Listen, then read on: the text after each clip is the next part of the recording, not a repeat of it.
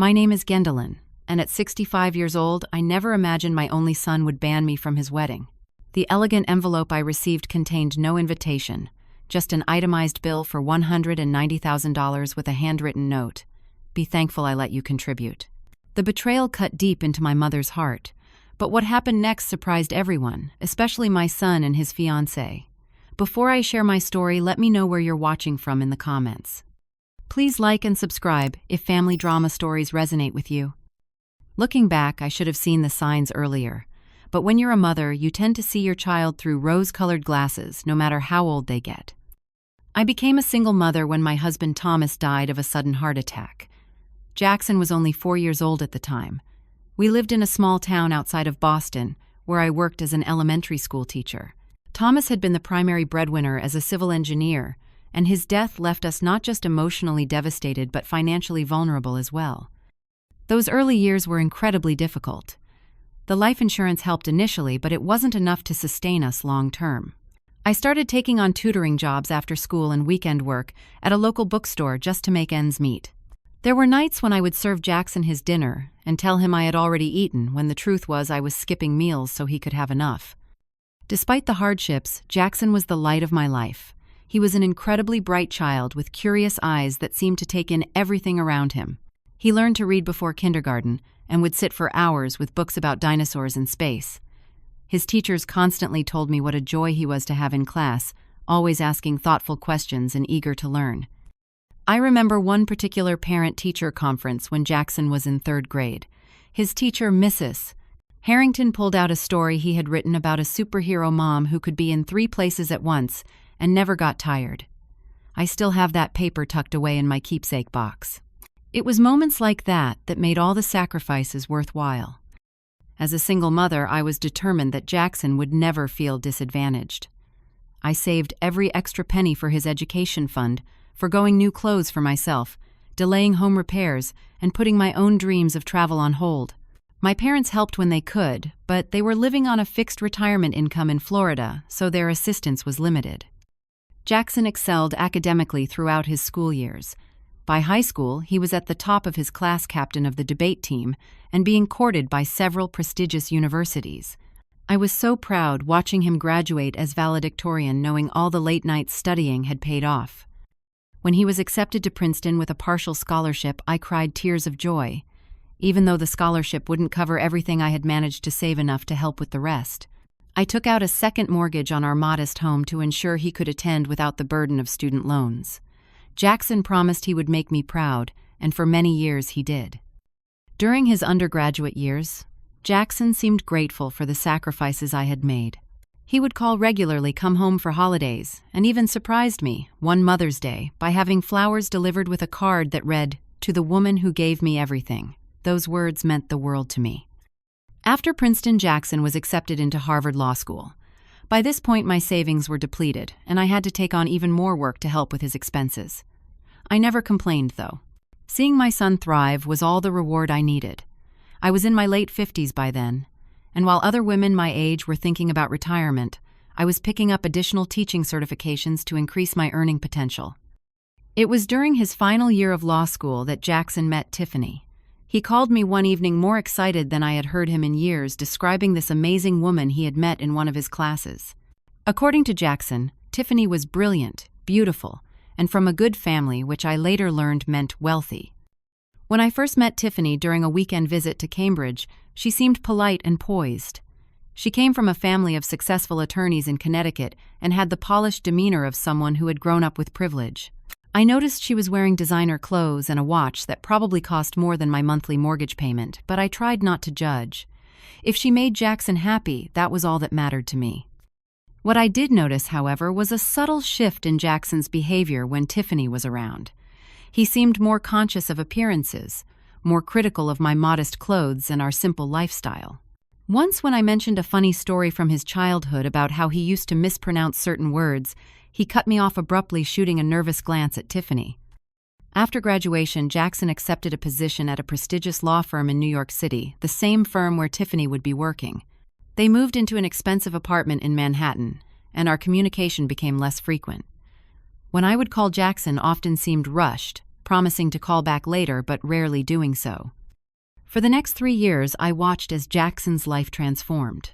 Through social media and our increasingly infrequent conversations, I learned about lavish vacations, exclusive social events, and a lifestyle that seemed worlds away from how he was raised. Whenever I visited, which became less and less often, I felt like an outsider looking in. The warm, affectionate son I had raised was being replaced by someone I barely recognized. Then came the announcement of their engagement.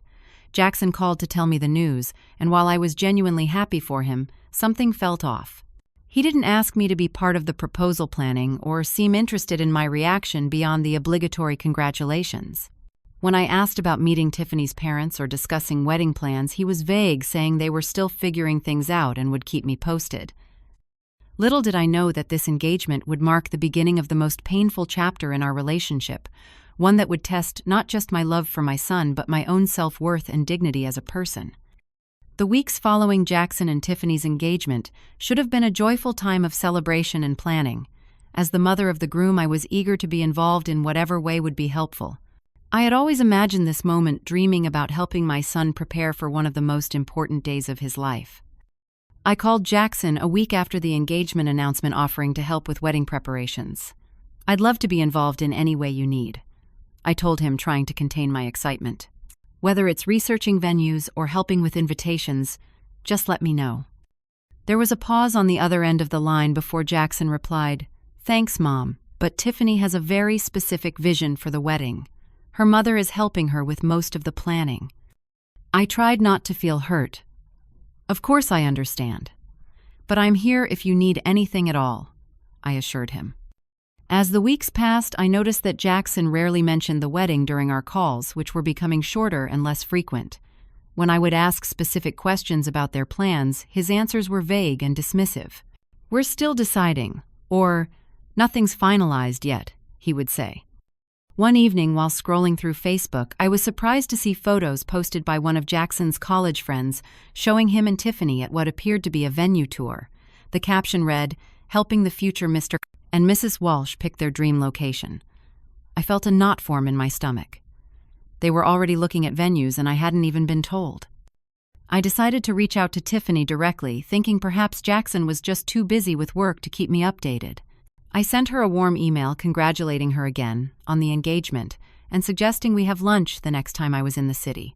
To my relief, she agreed, and we set a date for the following month, when I had already planned to visit New York. During that lunch at an upscale restaurant Tiffany selected, I tried my best to connect with my future daughter-in-law. I brought her a small gift, a vintage brooch that had belonged to my grandmother. "Something borrowed and something old for when the day comes," I said, placing the small box in her hands. Tiffany opened it and gave a tight smile. "It's very quaint," she said, closing the box quickly and placing it in her purse. "Thank you." Throughout the meal, I asked about her family, her work, and tentatively about wedding plans. While she answered questions about her career as an attorney with enthusiasm, she became noticeably cooler when discussing the wedding. "We're looking at the Plaza," she mentioned, casually referencing, "one of the most expensive hotels in Manhattan. My parents have connections there." When I expressed excitement and asked about the date, she waved her hand dismissively. "We're thinking next spring, but nothing's set in stone yet. My mother has a friend who's a top wedding planner in the city. She's handling all the details." As the lunch progressed, Tiffany made several comments that felt like subtle put-downs about my middle-class background. When I mentioned possibly wearing a dress I already owned to the wedding, she laughed.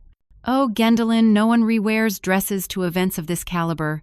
We'll have to get you something appropriate." The way she said appropriate made me feel like everything about me was somehow inadequate in her eyes. By the end of the lunch, it was clear that Tiffany saw me as an obligation to be managed, rather than family to be embraced. The following weekend, I called Jackson, hoping to discuss my concerns. I had lunch with Tiffany, I began cautiously. "She mentioned you're considering the Plaza for the wedding." "She told me," he replied, an edge to his voice. "Mom, I wish you wouldn't press her for details. The wedding planning is stressful enough without having to report every decision to you." His words stung. I wasn't pressing Jackson. I'm just trying to be involved in some small way. You're my only child, and I want to be part of this important time in your life. "The best way you can be involved is by letting us handle it," he said firmly. Stop interfering. Interfering. The word echoed in my mind, long after we hung up. Was that how he saw my interest in his life now? As interference? A month later, I received a call from my friend Barbara, whose son had attended college with Jackson. I saw the photos from Jackson and Tiffany's engagement party, she said. It looked beautiful. Were you under the weather? I didn't see you in any of the pictures. My heart sank. What engagement party? I asked, trying to keep my voice steady. There was an uncomfortable pause. Oh, Gwendolyn, I'm sorry. I assumed you were there. They had a big celebration at Tiffany's parents' home in Greenwich last weekend. After hanging up, I immediately went to Jackson's social media accounts and found the photos. There was my son beaming in a tuxedo next to Tiffany, in an elegant white dress, surrounded by friends and her large extended family. Tiffany's parents, both distinguished-looking and impeccably dressed, stood proudly beside the couple in several photos. There were ice sculptures, a champagne fountain, and flower arrangements that must have cost thousands. And I hadn't even known it was happening. With shaking hands, I called Jackson. When he answered, I could hear voices and music in the background. He was clearly at some social event. Jackson, I just saw the photos from your engagement party, I said, unable to keep the hurt from my voice. Why wasn't I invited? He sighed loudly. Mom, it was at the Hamiltons' estate. It was their event to host, and they kept the guest list small. Small, I repeated in disbelief. There must have been over 100 people there. You know what I mean, he said impatiently. It was mainly for Tiffany's family and our New York friends. It wasn't a big deal. Not a big deal, my voice cracked. Jackson, it was your engagement party. How could you not tell me it was happening? I'm your mother. There was a long pause before he responded, his voice cold in a way I had never heard before.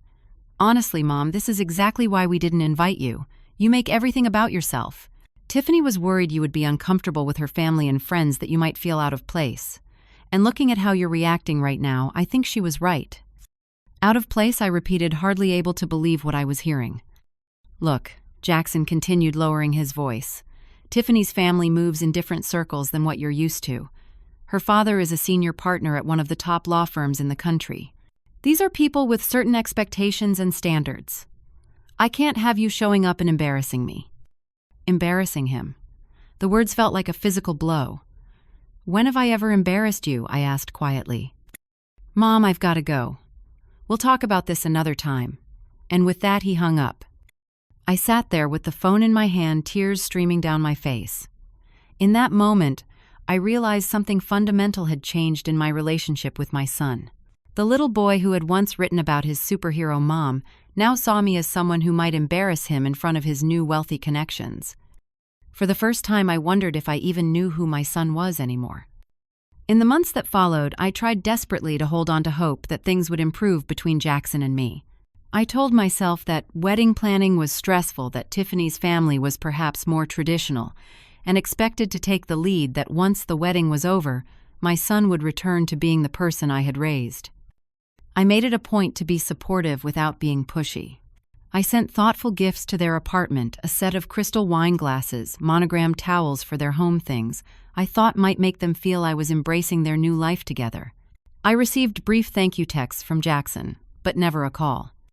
For Tiffany's birthday, I carefully selected a delicate gold bracelet that cost nearly 2 months of my discretionary income. The package was returned to me 2 weeks later with a note that simply read, "Not Tiffany's style. Thank you for the thought." Still, I persisted in reaching out. I called Jackson every Sunday, often going straight to voicemail. When we did connect, our conversations were increasingly one-sided, with me asking questions and him giving the briefest possible answers before finding a reason to end the call. "How are the wedding plans coming along?" I would ask. "Fine," he would reply. "Have you set a date yet?" "Working on it. I'd love to know when it is so I can request time off from school." "We'll let you know when things are finalized, Mom." As winter turned to spring, I began hearing bits and pieces about the wedding from mutual acquaintances. Barbara mentioned her son had received a save-the-date card for an event at the Plaza in June. My cousin Ellen, whose daughter had attended Princeton with Jackson, called to ask if I needed help finding accommodations in New York for the wedding weekend. Everyone's saying it's going to be the event of the season, Ellen told me. 300 guests, a 10-piece orchestra, and they've booked the entire terrace for the ceremony. Jackson must be doing very well at his firm. I murmured something non-committal, too embarrassed to admit I had received no information about my own son's wedding, not even a save-the-date card. In April, I finally worked up the courage to confront Jackson directly. I called on a Saturday morning hoping to catch him at home rather than at the office. "Jackson," I said when he answered, determined to keep my voice steady. "It's getting close to June and I still haven't received any official information about the wedding. I'm hearing about details from other people, but nothing from you." There was a long silence on the other end of the line. Finally, Jackson cleared his throat. "Mom, I've been meaning to talk to you about that. Tiffany and I have been discussing the guest list, and we think it might be best if you didn't attend." The words hit me like a physical blow. For a moment I couldn't breathe. What I finally managed to whisper. "It's nothing personal," he continued. "Though how could it possibly be more personal? It's just that Tiffany's family has invited a lot of important people. Business associates, family connections, people who could be important for our future. We're concerned about family dynamics." "Family dynamics," I repeated, barely able to form coherent thoughts. "Jackson, I'm your mother. Your only family." "That's not exactly true anymore," he replied coldly. "Tiffany's family is my family now too, and they're investing a lot in this wedding. They want everything to be perfect." "And I would somehow make it imperfect?" I asked, tears now streaming down my face. "Mom, please try to understand. This isn't about you. It's about what's best for Tiffany and me, for our future." "How can excluding your mother from your wedding possibly be what's best for you?" I asked, my voice breaking. "I knew you'd make this difficult," he sighed. "This is exactly why we made this decision. You're too emotional, too clingy. Tiffany thinks, and I agree, that you haven't really accepted that I have my own life now. Jackson, I pleaded, whatever issues you think we have, we can work them out. But please don't do this. Don't cut me out of one of the most important days of your life. The decision is made, Mom. I'm sorry if it hurts you, but this is how it's going to be. I have to go now. Tiffany and I have a tasting appointment for the reception menu." And with that, he hung up. I sat in my kitchen, the phone still in my hand, feeling as though the ground had disappeared from beneath my feet. The pain was unlike anything I had experienced. Since Thomas died, a deep, visceral ache that made it difficult to breathe. My only child, the boy I had sacrificed everything for, had just told me I wasn't welcome at his wedding. The following days passed in a blur of grief. I called in sick to school for the first time in years, unable to face my colleagues or students. I moved through my empty house, like a ghost replaying every interaction with Jackson and Tiffany, searching for where things had gone so terribly wrong. Had I been too protective, too involved? Had I somehow failed to prepare Jackson for the world he now inhabited? Or was it simply that I represented a past he was eager to leave behind, a humble beginning that didn't fit with the plan? Narrative he and Tiffany were creating for themselves. In my darkest moments, I wondered if everything I had done, every sacrifice I had made, had been for nothing. Perhaps I should have been stricter, less giving. Perhaps I had raised a son who took without giving back, who saw my love as an endless resource to be used, rather than a bond to be cherished. After a week of this agonizing self-examination, I realized I needed to understand what was really happening. The Jackson who would exclude his mother from his wedding was not the son I thought I knew.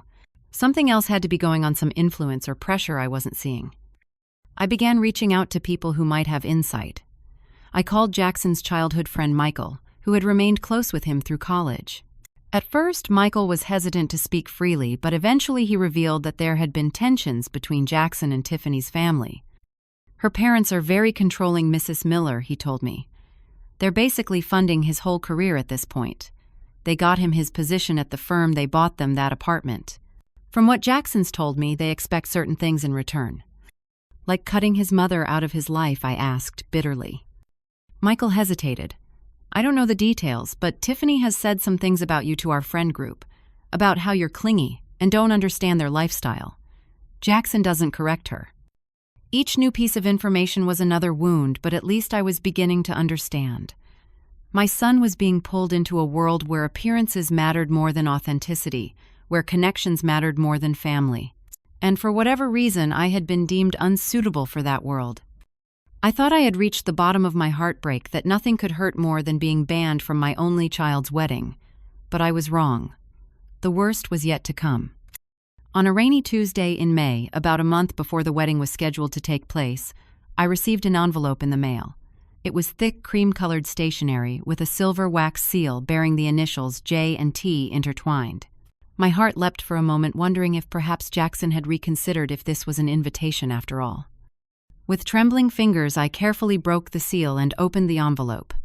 Inside was not an invitation, but several sheets of expensive paper covered with neat printing. As I began to read, I felt as though I had been plunged into ice water. It was an itemized bill. An actual bill for wedding expenses, totaling $190,000. The list was extensive and detailed. Venue rental at the plaza, $52,000. Catering for 300 guests, $65,000. Flowers and decorations, $22,000. Photography and videography, $15,000. Wedding attire, $18,000. Honeymoon at a private island resort in the Maldives, $30,000. Miscellaneous expenses, $8,000. At the bottom of the last page in Jackson's handwriting was a note. Be thankful I let you contribute to our special day. I read the words over and over, unable to comprehend what I was seeing. My son, who had told me I wasn't welcome at his wedding, was now expecting me to pay for it, and not just part of it, but all of it, including an extravagant honeymoon. As the reality of the situation sank in, I felt physically ill. I rushed to the bathroom, barely making it in time as my stomach heaved. After several minutes, I splashed cold water on my face and stared at my reflection in the mirror. The woman looking back at me seemed a decade older than she had that morning, lines of grief etched deeply around her eyes and mouth. I returned to the kitchen table where the bill lay spread out, a monument to cruelty and entitlement. As I looked at it again, something else struck me. The amounts listed were extraordinary, far beyond what most people would or could spend on a wedding. Even if I liquidated every asset I had, including selling my home, I couldn't come close to covering this amount. Was this some sort of twisted joke, a test? Or had Jackson and Tiffany actually convinced themselves that I owed them this? Still reeling, I called the one person I knew would give me honest advice, my friend Patricia. She had been my colleague at school for 20 years and knew Jackson from the time he was in kindergarten. They did what Patricia exclaimed after I explained the situation, her voice sharp with outrage. "Gwendolyn, this is beyond unacceptable. It's emotional extortion." "I just don't understand," I said, tears threatening again. "How could Jackson do this? What happened to my son?" "I think you need to find out exactly what's going on," Patricia advised. "This doesn't make sense even with everything else that's happened. There's something you're missing." The next day, I received a call from another teacher at my school, Susan, whose niece was friends with one of Tiffany's bridesmaids. What she told me made the pieces finally fall into place, revealing a picture more painful than I could have imagined. "Gwendolyn, I hate to be the one to tell you this." Susan began hesitantly, "but my niece Jenna was at a brunch with the bridal party last weekend and your name came up." "What did they say?" I asked, bracing myself. "According to Jenna, Tiffany told everyone that you refused to attend the wedding because you disapprove of her. She said you've been hostile toward her from the beginning because she isn't good enough for your precious son," and Jackson nodded along with everything she said. "That's a complete lie," I gasped. "They told me not to come." "There's more," Susan continued reluctantly. "Tiffany also mentioned that despite your attitude problem, you had agreed to pay for the wedding. She was bragging about how they had sent you the bill and expected you to cover everything, including their honeymoon." "This doesn't make any sense," I said, my mind racing. "Why would they tell people I'm paying for a wedding they've banned me from attending? And why would Jackson allow such lies about me?" Jenna said Tiffany's parents were supposed to pay for most of the wedding, but there was some kind of disagreement. Something about Jackson not signing a prenuptial agreement. So they reduced their contributions significantly. Over the next few days, I pieced together more of the story through various connections. Apparently, Tiffany's parents had initially agreed to fund an extravagant wedding, but had pulled back much of their financial support when Jackson refused to sign the prenuptial agreement they'd presented him. Rather than scale back their plans, Tiffany had convinced Jackson that I should cover the costs instead. "After all you've done for him, After putting him through school and everything, you owe him this," she had reportedly said to others. A mother should want to give her son the perfect wedding day. The most crushing discovery came through Barbara, who had attended a dinner party where Tiffany's mother was present. Tiffany's mother was talking about wedding favors, Barbara reported, and she mentioned that they were upgrading to crystal keepsakes because Jackson's mother finally agreed to contribute properly. When someone asked if that meant you were coming to the wedding after all, she looked confused and said she understood you had declined the invitation because you were uncomfortable with their social circle. So, they're telling her parents, "I refuse to come," while telling me I'm not welcome. I said, the full extent of the manipulation becoming clear. And they're using my supposed financial contribution to upgrade to even more extravagant options. The final piece of the puzzle fell into place when I spoke with my bank. Concerned about the sudden demand for such a large sum, I had scheduled an appointment with my financial advisor to review my accounts and options. What he told me left me speechless. "Mrs. Miller, there was an inquiry about your home equity and retirement accounts last month," he said, looking concerned. "Someone called claiming to be your financial planner, asking about your total available assets and liquidity options." "I never authorized any such inquiry," I said, alarmed. "I know. That's why we didn't provide any specific information, but I thought you should be aware." They had been planning this for weeks, I realized. They had researched my financial situation, determined how much they thought they could extract from me, and then crafted this elaborate scheme of lies and manipulation. They had told Tiffany's family I refused to attend, but would pay, told me I wasn't welcome but was expected to contribute, and told their friends whatever version of the story made them appear as the victims of my supposed narrow-mindedness. That night alone in my house, I experienced a complete emotional collapse. I sobbed until no more tears would come, the weight of betrayal crushing my chest. This wasn't just about a wedding invitation or money. This was my son, the center of my world for 30 years, revealing that he saw me as nothing more than a resource to be used and discarded. Everything I thought I knew about our relationship, about the values I had instilled in him, about the bond between mother and child, seemed to crumble into dust. Had I created this monster with my sacrifices and unconditional love? Had I somehow taught him that taking from others was acceptable, that people were valuable only for what they could provide? In that moment of absolute despair, lying on my bedroom floor, with the physical pain of heartbreak radiating through my body, I hit rock bottom. And then something shifted inside me. A small spark of indignation ignited, growing steadily into a flame of righteous anger. I was not just a mother. I was a person deserving of basic respect and decency. And if my son couldn't see that, if he could participate in this cruel charade, then perhaps it was time I stopped seeing myself primarily as his mother as well. For the first time since receiving that terrible bill, I felt something other than despair. I felt resolve. This would not be how my story with Jackson ended. I would not be the victim in this narrative any longer. I got up from the floor, washed my face, and sat down at my desk with a determination I hadn't felt in years. It was time to take control of the situation, to stand up for myself, in a way I realized I should have done long ago. The path forward wasn't yet clear, but one thing was certain: I would no longer allow myself to be manipulated, used, or discarded. If Jackson and Tiffany wanted to play games with the truth and with people's emotions they were about to discover, they had chosen the wrong opponent. The morning after my emotional breakdown, I woke up with a clarity I hadn't felt in months.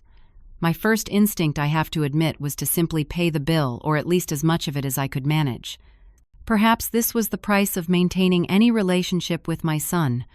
Perhaps if I proved my love through this financial sacrifice, things could eventually return to normal between us. I even went so far as to look up home equity loans and calculate how much I could liquidate from my retirement accounts despite the penalties I would incur. The numbers were sobering. Even if I emptied every account and took out the maximum loan against my house, I would still fall short of the $190,000 they were demanding, and I would be left financially vulnerable with little security for my own future. That afternoon, I invited Patricia over for coffee. I needed the perspective of someone who knew both Jackson and me, someone whose judgment I trusted. "I've been thinking about paying whatever portion of this bill I can," I admitted to her as we sat in my kitchen. "Maybe if I show Jackson I'm willing to support him despite everything." Patricia's response was immediate and firm. "Absolutely not, Gwendolyn. This isn't about support, it's about exploitation. If you give in to this, you're not helping Jackson. You're enabling behavior that will destroy not just your relationship, but his capacity for healthy relationships with anyone."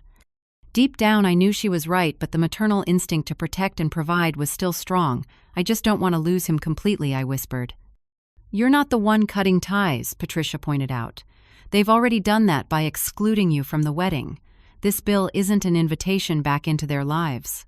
It's a demand for resources from someone they've already decided to discard." Her words were harsh but true. Still, I needed more guidance before I could determine my next steps. The following day, I met with my financial advisor, Mr. Reynolds, for a more comprehensive review of my situation.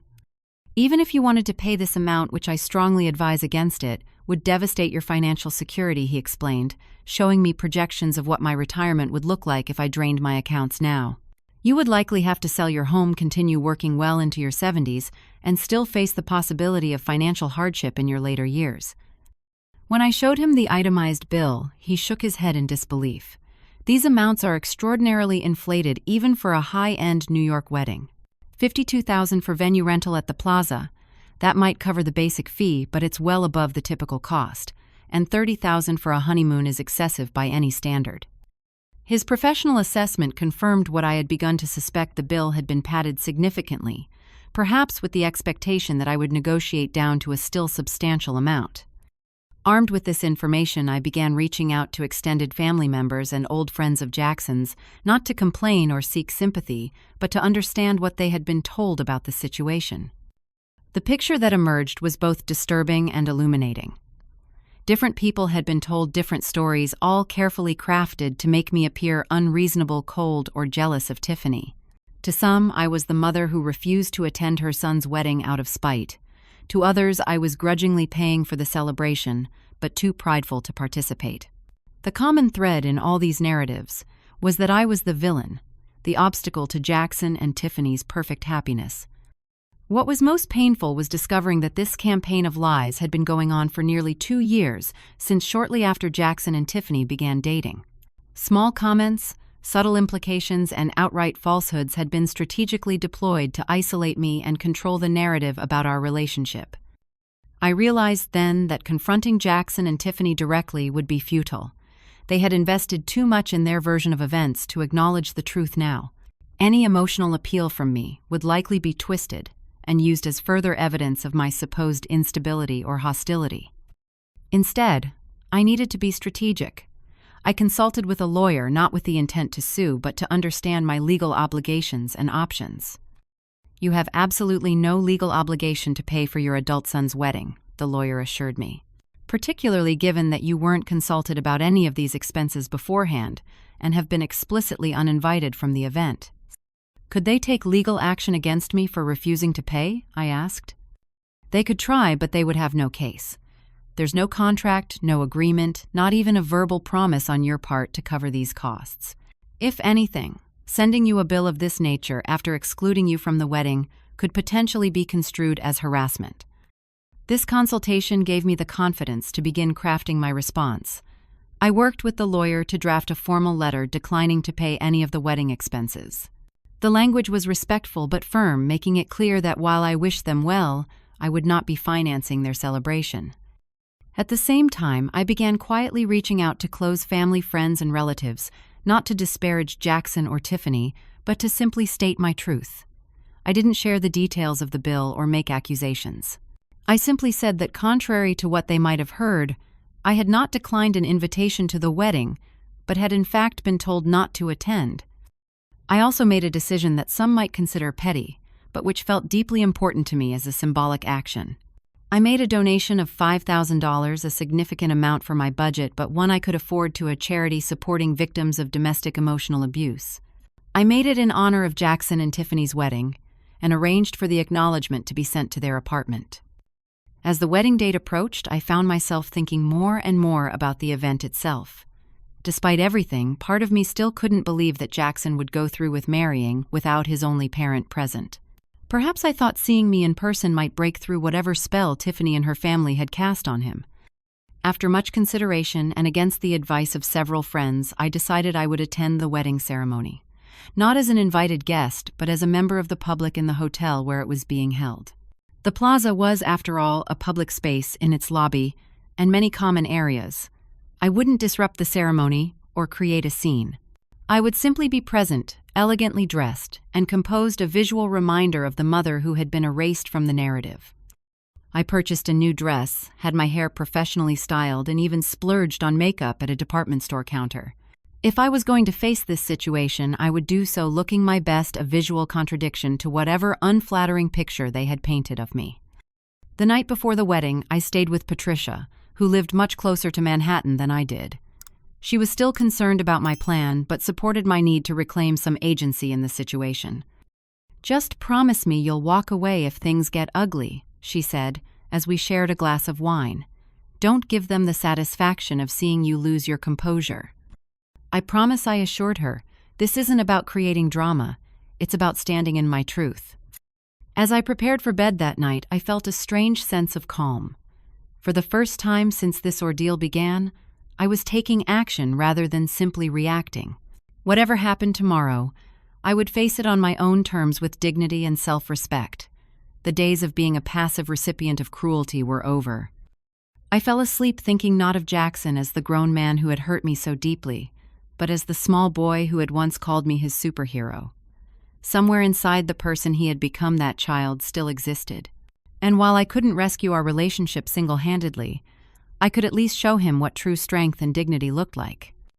The morning of Jackson and Tiffany's wedding dawned bright and clear, one of those perfect June days that seem made for celebrations.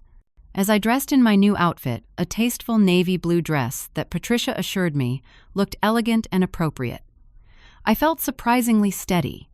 The weeks of tears and recriminations were behind me. Today was about reclaiming my dignity and standing in my truth. Before leaving Patricia's apartment, I had sent the formal letter to Jackson and Tiffany via courier, ensuring it would be delivered to their apartment while they were preparing for the ceremony. The letter was brief but clear. Dear Jackson and Tiffany, I have received your request for financial contribution to your wedding expenses, totaling $190,000. After careful consideration, I must respectfully decline. While I have always supported Jackson in every way possible throughout his life, including financially through his education and early career, I cannot and will not fund a celebration from which I have been explicitly excluded. I wish you both happiness in your marriage, and hope that in time we might rebuild the relationship that has been damaged through this process. With love, Gwendolyn Miller. I had also arranged for the charity donation acknowledgement to arrive at the same time. It was a small gesture of defiance, but it felt important to make it clear that while I wouldn't fund their extravagance, I was still capable of generosity toward a cause that mattered. Patricia drove me into the city, dropping me off a block from the plaza. We had agreed she would wait nearby, ready to pick me up whenever I was ready to leave. As I walked toward the iconic hotel, I noticed the increased activity around the entrance, the flowers being delivered, the staff in heightened preparation mode. I entered the lobby with confident steps, nodding politely to the doorman. Inside, the space was buzzing with activity. Hotel guests mingled with wedding vendors and early arriving guests. I spotted a sign directing attendees of the Hamilton Walsh wedding toward the terrace, where the ceremony would take place in approximately 2 hours. Finding a comfortable seat in the lobby with a good view of both the main entrance and the elevators, I settled in to wait. I had brought a small book as a prop, something to look at while I observed the proceedings. For nearly an hour, I watched as vendors, wedding party members, and guests began to arrive. No one paid any attention to me, just another well-dressed woman in a hotel lobby. Then I saw them. Tiffany's parents entered through the main doors, both looking tense despite their formal attire. Mr. Hamilton was speaking intensely to his wife, who kept shaking her head. They were followed by a harried-looking wedding planner, clutching a tablet and speaking rapidly into a headset. About 20 minutes later, I spotted Jackson emerging from an elevator. My heart clenched at the sight of him in his tuxedo, looking so handsome and so much like his father had on our wedding day. He was accompanied by his best man, Michael, and 2 other groomsmen. They were heading toward what I assumed was a preparation room, when Jackson suddenly stopped, his eyes locking with mine across the lobby. For a moment, neither of us moved. I saw shock register on his face, followed by something that looked almost like fear. I simply held his gaze, my expression calm and dignified. After what felt like an eternity but was probably only seconds, Michael tugged at Jackson's arm, breaking the moment, and they continued on their way with Jackson glancing back over his shoulder as they disappeared down a corridor. I remained where I was, my heart racing, but my exterior composed. About 15 minutes later, I noticed increased activity around the lobby, with the wedding planner rushing back and forth, looking increasingly frantic. Then I saw Tiffany emerge from another elevator, already dressed in her wedding gown. Her face flushed with what appeared to be anger rather than bridal excitement. She was accompanied by two young women in matching dresses, who I assumed were bridesmaids, both looking uncomfortable. Tiffany spotted me almost immediately, her eyes widening in recognition. Without hesitation, she marched across the lobby toward me, her bridesmaids trailing behind with expressions of alarm. "What are you doing here?" she demanded, her voice low but intense. "You weren't invited." I stood slowly, maintaining my composure. "Hello, Tiffany. You look beautiful." "Don't pretend this is a social call," she hissed. "You need to leave. Now." "I'm sitting in a public hotel lobby," I replied calmly. "I have every right to be here." "You're trying to ruin our wedding, just like you've tried to control everything else," she snapped. Several nearby hotel guests were beginning to notice the confrontation, looking over with curious expressions. "I haven't attempted to control anything, Tiffany. In fact, I've been systematically excluded from every aspect of this event. I simply wanted to see my only son get married, even if from a distance." "Is this about the money?" she asked, lowering her voice and glancing around. "Because we expected your contribution weeks ago, and now we're having to scramble to cover expenses." "I received your bill," I confirmed, "and I've sent my response to your apartment this morning." Her eyes narrowed. "What does that mean?" Before I could answer, Jackson appeared, looking agitated. He took in the scene, his jaw tightening as he approached. "Mom, what are you doing?" he asked, his voice a mixture of anger and nervousness. "Hello, Jackson," I said, keeping my voice steady despite the emotions threatening to overwhelm me. "I wanted to see you on your wedding day, even if I couldn't be part of the celebration." "You need to leave," he said firmly, glancing around at the growing number of onlookers. "This isn't the place for whatever point you're trying to make." "What point would that be?" I asked. "That a mother loves her son and wants to witness his marriage. That seems like a rather ordinary desire to me." "You're embarrassing us," Tiffany interjected, "and after we were generous enough to let you contribute to the wedding even though you refused to attend."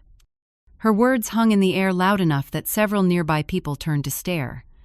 Among them, I noticed an older couple who bore a striking resemblance to Tiffany. Her parents, I realized, who had approached during our conversation, and were now listening with expressions of confusion. "Let me contribute," I repeated loud enough for them to hear clearly. "You sent me a bill for $190,000 after telling me I wasn't welcome at the wedding. That's not generosity, Tiffany. That's exploitation." "What is she talking about?" Tiffany's mother asked, stepping forward. "What bill?" The color drained from Tiffany's face as she realized her parents were now part of the conversation. "Mother, this isn't the time or place." "I think it's exactly the time and place," Mr. Hamilton said firmly. "What's this about a $190,000 bill?" Jackson stepped forward, clearly trying to regain control of the situation. "Mr. Hamilton, Mrs. Hamilton, please. There's been a misunderstanding. My mother and I have had some disagreements about the wedding, but this isn't the venue to discuss them." "No misunderstanding," I said, quietly but clearly. "I received an itemized bill for the entire wedding and honeymoon with a note saying I should be thankful to be allowed to contribute. This after being explicitly told I was not welcome to attend." Mrs. Hamilton turned to her daughter, her expression horrified. "Tiffany, is this true? Did you send this woman a bill after telling us she had declined to attend?"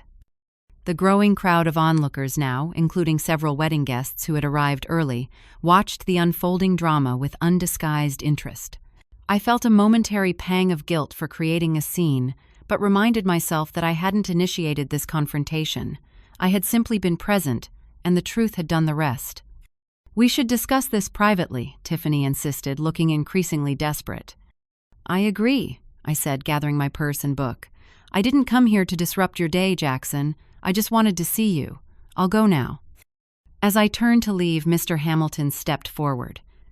"Mrs. Miller, would you mind speaking with us for a moment before you go, privately?" I nodded and followed them to a quiet corner of the lobby, aware of Jackson and Tiffany having what appeared to be an intense conversation behind us. Over the next 15 minutes, I explained the situation calmly and factually to Tiffany's parents. I showed them a copy of the bill I had received and explained how I had been told not to attend the wedding. I didn't embellish or accuse, simply stated what had happened. Their shock appeared genuine. "We were told you had refused the invitation because you disapproved of Tiffany Mrs., Hamilton said, shaking her head in disbelief.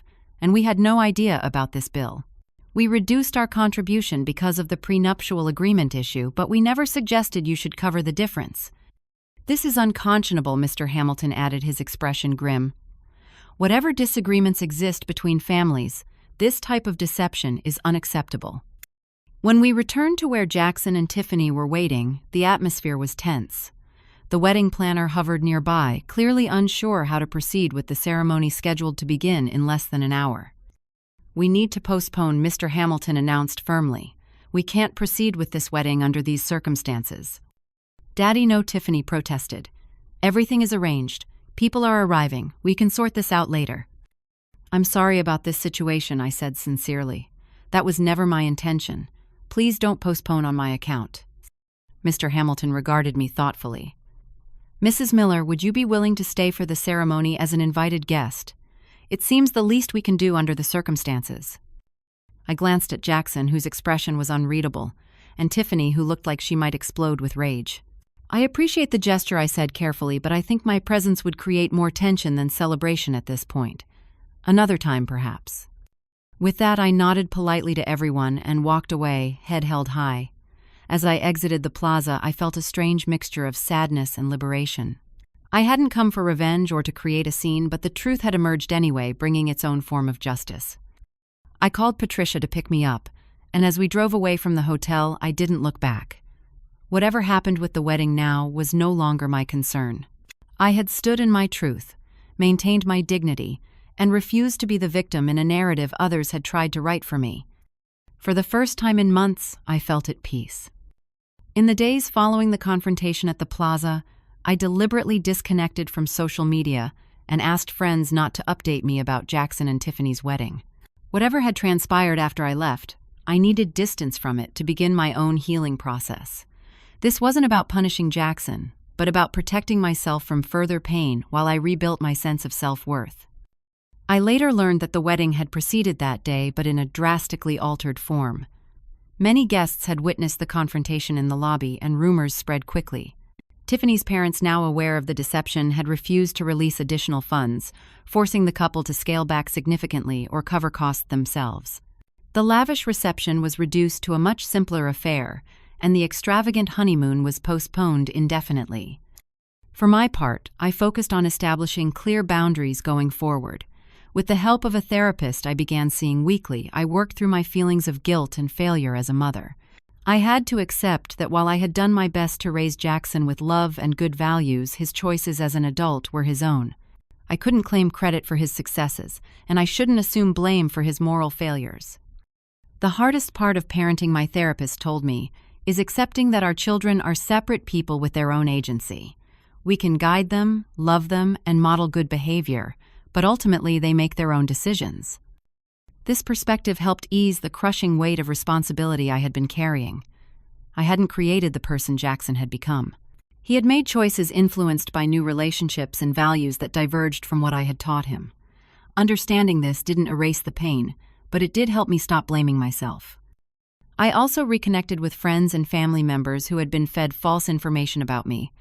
Most were horrified to learn the truth, and offered sincere apologies for having believed the negative portrayal. These renewed connections became an important part of my support system, reminding me that I was valued and loved by many people, even if my own son had temporarily lost sight of my worth. Summer turned to fall, and I threw myself into new activities and interests.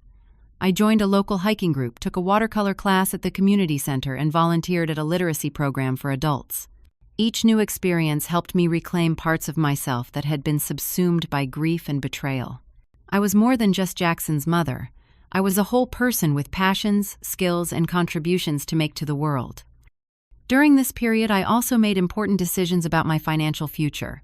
Working with my advisor, I created a secure retirement plan that prioritized my needs and goals. For too long, I had put Jackson's financial security above my own. Now I was ensuring that whatever relationship we might have in the future, it wouldn't be complicated by financial dependence or expectations. I heard nothing from Jackson for nearly 4 months. Then in late October, a letter arrived at my house. His handwriting on the envelope made my heart race, and I had to sit down before opening it. Inside was a 3-page letter written in what appeared to be a shaking hand. Jackson expressed remorse for his behavior, acknowledging that he had been selfish, entitled, and cruel. He explained, without making excuses, how he had allowed himself to be influenced by Tiffany and her family's values, gradually accepting their view that his modest upbringing was something to be ashamed of rather than grateful for. "The wedding day was a disaster," he wrote. "Not because you showed up, but because the truth did. After you left, Tiffany's parents confronted us about the lies we had told, and everything fell apart from there. The wedding went ahead, but it was a somber affair, nothing like what we had planned." He went on to reveal that in the months since he and Tiffany had struggled in their new marriage, the financial pressures combined with the damaged relationships with both sets of parents had created significant strain. They had entered counseling, which had forced Jackson to confront his behavior toward me and the values he had compromised. "I don't expect forgiveness," his letter concluded. "I just wanted you to know that I recognize what I did, and I am deeply sorry for the pain I caused. You deserved so much better from the son you sacrificed everything for." The letter was signed, simply, "With regret and love, Jackson." I read the letter several times, tears flowing freely. Then I placed it in a drawer of my desk, not yet ready to respond. This was a first step, perhaps, but reconciliation would require much more than a single letter of apology, no matter how sincere. Over the following months, Jackson reached out periodically with cards, emails, and eventually phone calls. I responded with caution, maintaining firm boundaries while leaving the door open for genuine healing.